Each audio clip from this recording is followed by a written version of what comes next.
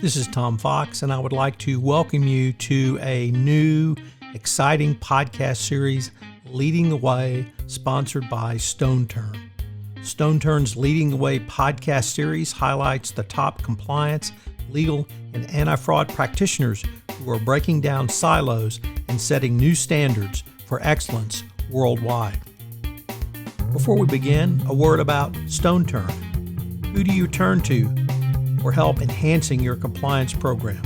Who do you turn to for on-demand investigative services and data analytics expertise? Turn to us, StoneTurn. Since 2004, counsel, corporations, and government agencies have turned to the global advisory firm StoneTurn when facing their greatest challenges. Let StoneTurn lead the way when it comes to complex regulatory, risk, and compliance issues, investigations, and business disputes.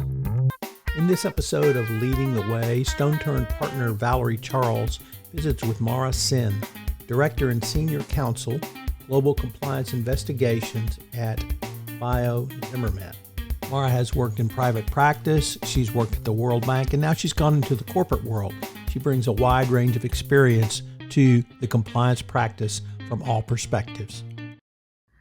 Hi, Mara. It's great to have you here on this podcast. I'm glad that we're having an opportunity to catch up and hear a little bit about what you're up to these days. Thank you so much for having me. It's great to be on this podcast as well. So I am currently working at Zimmer Biomet, which is a Fortune 500 company. And my very, very long title is Director and Senior Counsel for the Global Compliance Investigations Group. And it's a great group, and I'm having a lot of fun. It's a great job.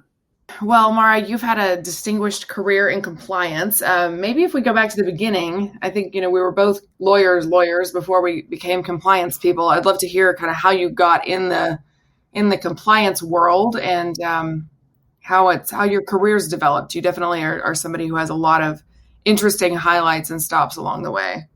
Absolutely. Yeah. And please never call me distinguished again. It makes me feel old.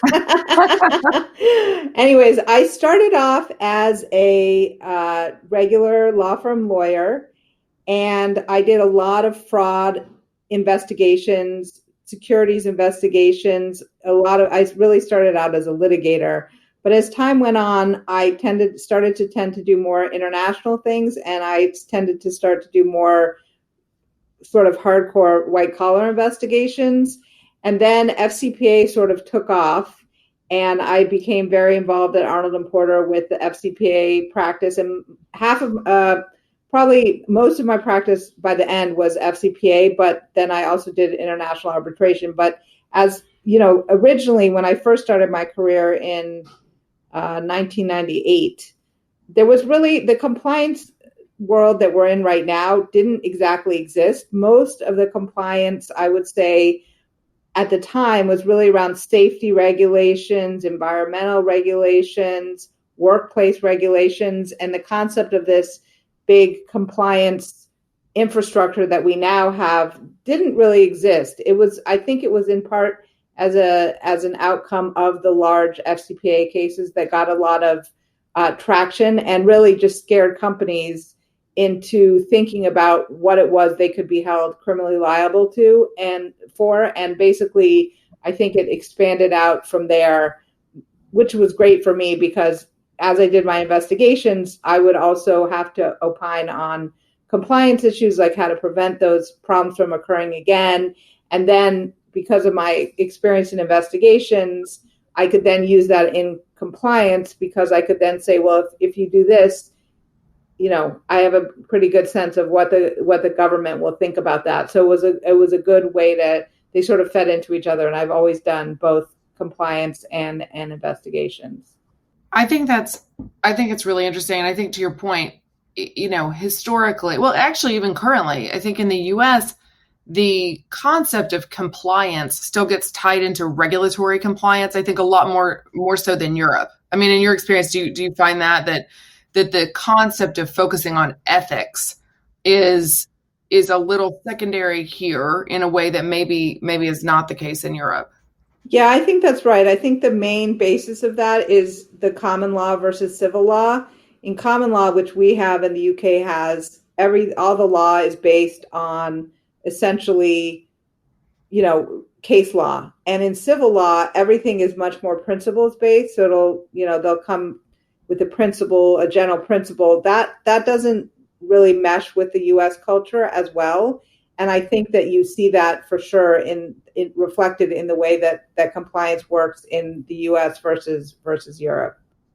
Yeah, I'm with you. I mean, I do think kind of recent developments, whether it's, the Me Too having ushered in a demand for more ethical behavior generally, or just social media's influence on reputational risk and the formality with which leadership in corporations now understands that this is real and this translates to dollars. And I think the millennial generation demands more in terms of ethics from corporate leadership than ever before.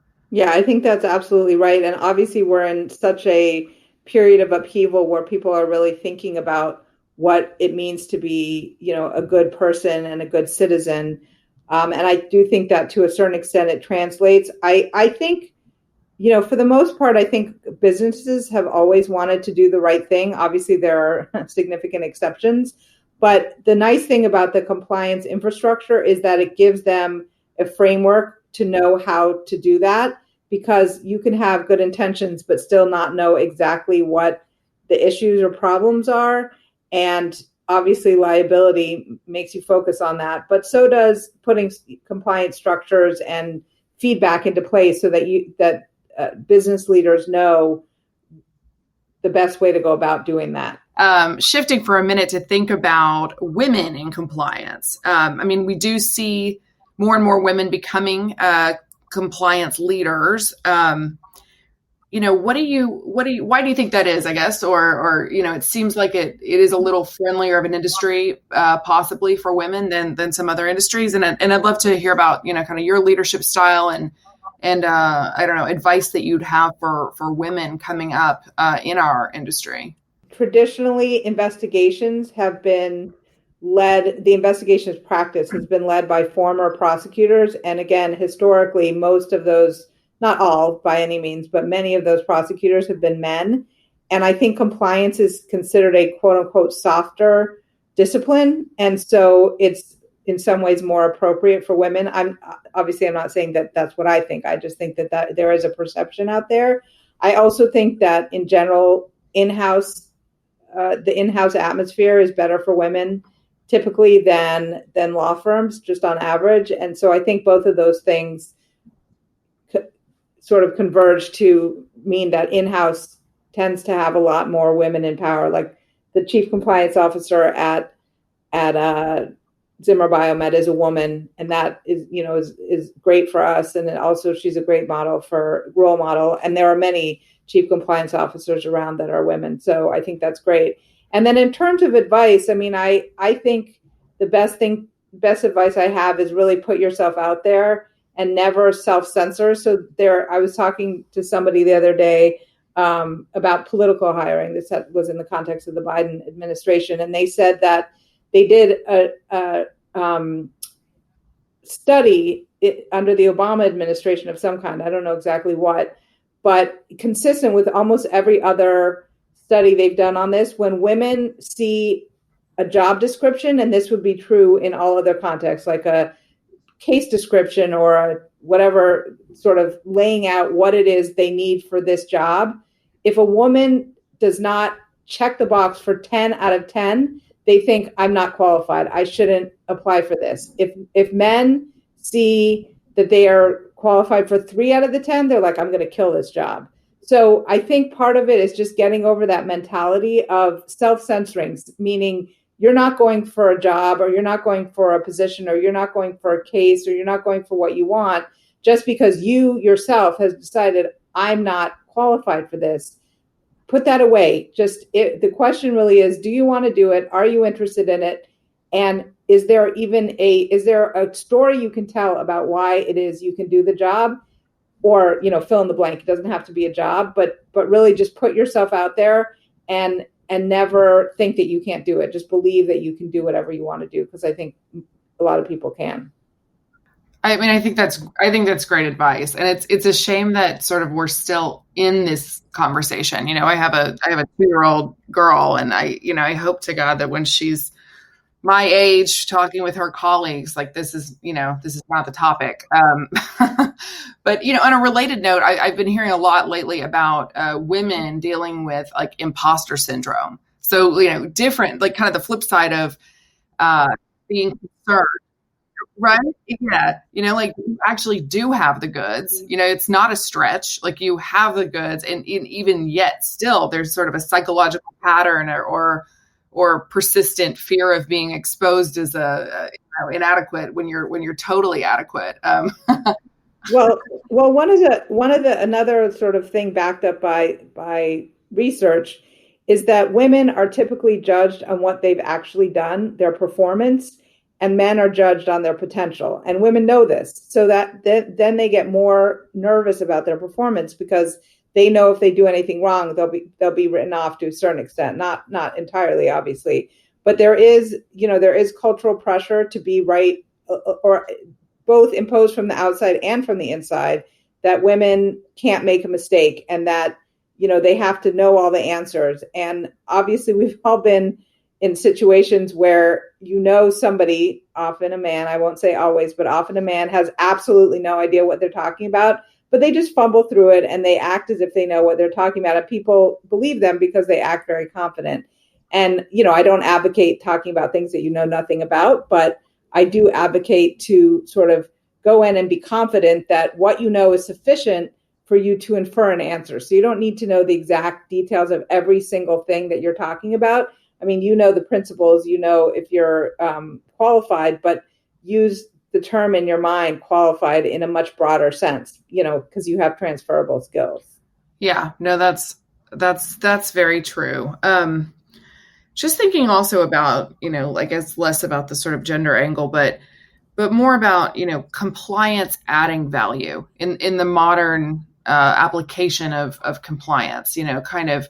Everybody talks about how do we establish ROI in compliance. It's not just an insurance policy, right? There at this point, whether it's whether you might be a target for an acquisition or whether it's working with partners that have expectations about the compliance program. I mean, I think we all know and understand how compliance adds value, but for people who are maybe not focused on these issues, like we are day in and day out. I don't know, how would you kind of explain to people or sell them on the concept that, compliance is not just a cost center, that there's a real meaningful value add here? Well, again, I mean, I do think a part of compliance and the incentive for companies to incorporate compliance in their strategy and in their culture and in their rules is avoidance of liability. So I think that is a big issue. Here at Zimmer Biomet, for example, we're a medical device company. So in addition to the regular FCPA, et cetera, we have a whole overlay of regulatory requirements from the FDA and other regulators. So, it's something that if something goes wrong and we don't follow these regulatory rules and these other requirements, then we have liability. So that's one thing.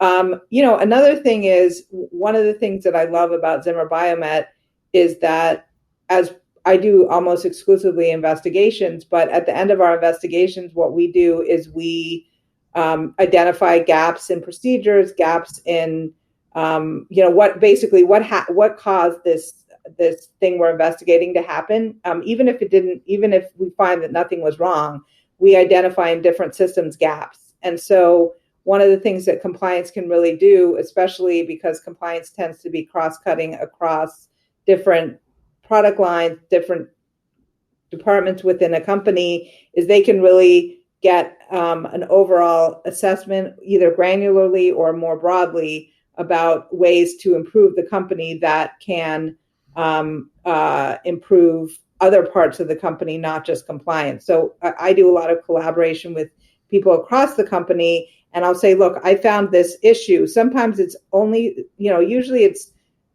something that arises out of our investigation. So in terms of the value that compliance can add, I do think that a lot of it is avoiding liability for regulatory or legal breaches and putting compliance, a lot of the base of the compliance for safety, for environment, for fraud, corruption, et cetera, does help avoid liability for companies. So I think that's, a big part of it. And I think it's an important part of it. But the other thing is with compliance is that we are a cross-cutting discipline. So we see different parts of the business, both product lines and different groups that maybe don't directly work together. And we're able to see gaps within that. For example, in my investigations, whenever we have an issue, whatever it might be, we always at the end try to determine what caused that problem and then go back to the systems and the policies and basically give feedback and talk to our counterparts in different disciplines to say, hey, we found a gap. Do you think this is a problem? Because we're obviously not experts in every part, but we can say, look, from our investigation, it looks like there may be a gap here. And do you think it is a gap? Do you think it's important to fill that gap? And so we act as sort of a general, we just have sort of a more global view of cross-cutting things that we can compare what different business lines do and things like that we can feed back across the board. I mean, I think it's such a good point. Look, in my experience, I've found that pure, legal advice is wonderful and it's very important, obviously. But I think the best compliance leaders fundamentally understand the business, generally speaking, better than straight legal. If you're good at it, you have operationalized your program in such a way that all the controls, financial or non-financial, they're touching different parts of the business. You understand how the revenue is running through the company. And then, you have to place these gates and these checkpoints, but you do so in a way that causes the least friction, it's always going to, I guess, process in general is always going to create some inefficiency, but you can make sure that you mitigate that as best you can and keep the revenue flowing as quickly as possible while still protecting the organization. And I think if you do that well, it necessitates really, really understanding the business in a way that, it's okay for legal to be a little bit siloed from that. So I think just naturally, and maybe that's also, I think in some ways, maybe that's also why you see this sort of increase in women. I think there's a soft skill to kind of being able to get the buy-in you need from different parts of the organization to help everybody understand that, you're in it together. It's not a top-down thing. It's a truly kind of group approach to protecting the company.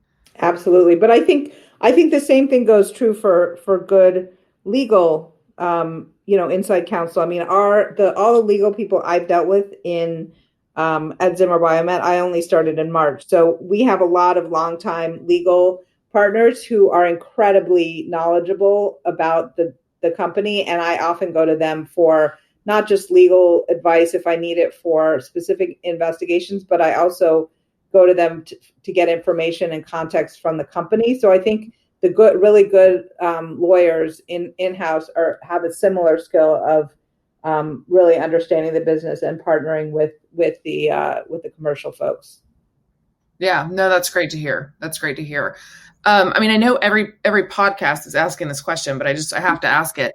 How's the work from home thing going at Zimmer, and how's it affecting the reporting culture, the investigations, execution? Sort of how's that all going for you? Yeah, I mean, we have, just like any company, we have certain people who have to go into work now, like the manufacturing folks who are actually on the floor making things. So a lot of them are back to work, but the other folks like HR, compliance, most of us are still at home. And, it's very nice because the company has been incredibly supportive of the employees, and there's no pressure if your job doesn't actually absolutely require it to go back. So that's nice, and it sort of gives you comfort that you can still do your job, but not be pressured to do something you're uncomfortable with. In terms of doing my job, I have been incredibly surprised, pleasantly, that first of all, I'm based in DC and I cover the Latin America region, and then I also do investigations everywhere else as well. But anytime there's a Latin America one, I definitely take it on, and then we, if there's extra help needed elsewhere, then we'll pinch hit for our colleagues. But so as a result, I would not be face to face with most of my colleagues anyways on a regular basis. But with the Zoom and we use WebEx, but all that video technology, it's been incredibly seamless. And then and of course, all documents, when I started practicing law, everything was in hard copy. I remember literally doing document reviews in hard copy. I remember paralegals bait stamping things by hand. I mean, complete insanity compared to now. And now everything is electronic. So if I need a document or I need emails, they're given to me virtually through my computer. And even interviews I do via video. And, people lie to you all the time, but you can actually tell when people lie to you on the video too. So it's not quite as good when you don't have the full view of their, their body language. But for the most part, it works out pretty well. Again, sort of surprisingly. How about like any issues with, I don't know, investigations, I don't know, people recording the session with their phone on the side or taking inappropriate screenshots of exhibits? I mean, that is possible. I mean, first of all, we might not know, right? Because if we're on a video, you can't always tell when someone's recording you. So I've not heard of that happening in any of our cases. That's not to say it hasn't happened. Part of what we're doing too is, I think there's a little bit less of a risk. I mean, when my rule of thumb and most people's rules of thumb, I think, are that you show to witnesses only documents that they've already seen. So I think because of that, it's inherently less risky for them to take a picture. They've already seen it. So I worry about that a little bit less, but I'm sure there are situations where it would be unfortunate, but I haven't encountered it yet. So what do you think, just in general, thinking about the future of compliance and the way that we do things? I mean, do you think it's fundamentally changed sort of forever as we, eventually, hopefully emerge from the COVID-19 cloud? I mean, I think the same fundamental principles of, the structure of compliance, the ideas behind it are going to remain the same. I think this is sort of a broader point, but I think in general, whereas before, I think there were a lot of people who thought if their colleagues or the people who reported to them worked from home, that they would never get anything done. I think that's been proven to be false, because obviously we all have to work from home. And in fact, I've heard, I don't know if this is true, but I think productivity may have gone up a little because, I'm not walking down the halls talking to anyone. I'm always at my computer doing work. So I do feel like I'm at least more efficient than when I was in the office. Not that I would choose to only be at home, but so I do think that the workplace, as a general matter, will probably change and people will be much more flexible about letting people work at home. But in terms of the impact, and maybe people will be feel it less necessary to fly to a place to interview people unless it's like a crucial interview. So that could change on investigation side. But in terms of compliance, I mean, I think it'll be pretty similar unless there are direct effects, as a result of the possible reconstitution of the way the workforce looks and where it works from, really. I think in some ways people almost, maybe this is just me, but I think I appreciate work a little bit more somehow, like sort of, I don't know. Yeah, maybe that's it. I mean, I always like working, but I feel like I strangely like working more than ever during COVID. I just feel very, very hyper engaged. And I've heard that from other people. I don't know what that phenomenon really means. Yeah, I think it might just be sheer boredom of the fact that you don't have as many outlets as you did before. And just sort of interacting with people, even if it's over a screen, is so thrilling. It's true. It's true. Well, I won't keep you longer. I appreciate very much your time and just kind of noodling on all of these things with me. And it's great to see you as always. And hopefully we can catch up on our own time and hang in there and stay safe. Thank you so much. And you too. It was great to talk to you. Take care. Bye-bye. Bye. Thank you for listening to Leading the Way, a StoneTurn podcast. For more information about StoneTurn, check out the show notes for their website, which is www.stoneturn.com. Join us again next week for another episode of Leading the Way. Leading the Way is a production of the Compliance Podcast Network.